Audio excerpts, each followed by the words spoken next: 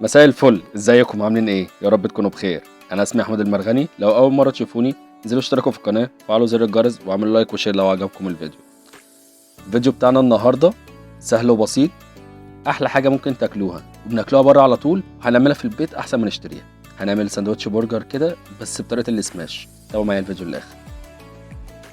معايا 500 جرام من اللحمه المفرومه، حوالي نسبه الدهن فيها من 80 ل 20. هبدا اقسمها لخمس كور كده، كل كوره حوالي 100 جرام. كده عشان ما تنزل على النار هتبدا تنزل الدهون اللي فيها دي. هبدا اقسمها زي ما انتم شايفين كده لخمس كور.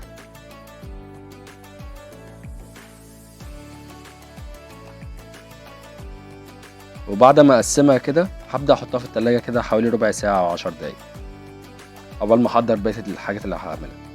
معايا بصلايه كده هبدا اقطعها رفيع خالص.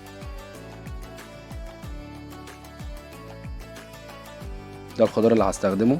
ومعايا كمان شويه من الكابوتشي الخس.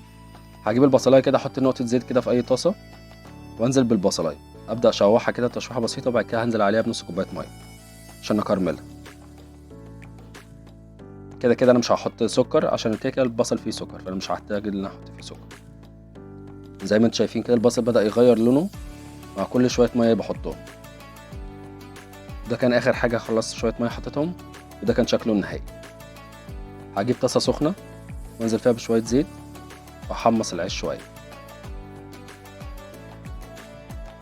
وده شكله لما حمصته.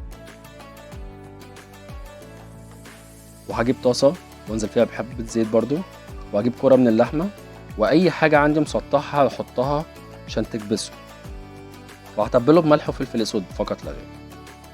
هسيبه حوالي دقيقه على النار الوش دوت، واقلبه من الوش التاني برضو حوالي دقيقتين، واحط عليه اي نوع جبنه بتحبوه، جبنه شيدر، تركي، جبنه موتزاريلا، اي حاجه بتحطوه.